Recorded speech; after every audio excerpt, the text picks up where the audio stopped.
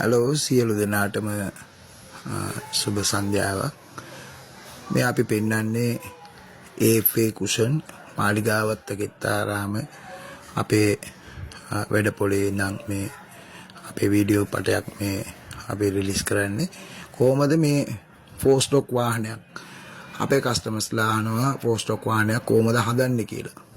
මේ අපි පෙන්නනවා දැන් ෆෝර් ස්ටොක් අලුතෙන්ම එන වාහන, අලුතෙන්ම කම්පැනි එන බජාජ් වාහන දැන් අපි පෙන්නනවා. දැන් අපි ඔකේ එන රෙදි ගලවනවා, කම්පැනි රෙදි ගලවන්නේ.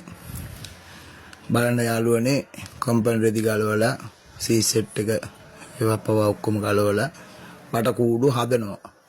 අපි ඊළඟ වීඩියෝ එකේ පෙන්නනවා ඔයගොල්ලන්ට බට කූඩුවක් කොහමද මේකට හදන්නේ කියලා. සාමාන්‍යයෙන් හැම පැත්තෙම ගියොත් අලුත්ම වාහනයකට කියනවා බට කූඩුවක් අලුතෙන්ම තියෙන්න කියලා. ඕක ලොකු අසාධාරණයක්.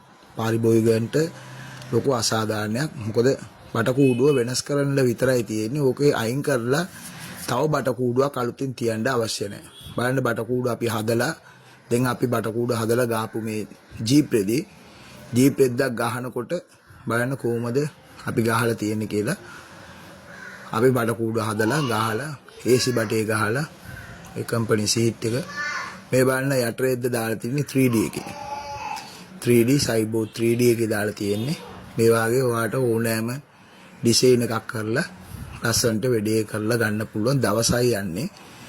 උදේ 7:00 ඉඳන් අපි ඕපන් කරලා තියෙන්නේ.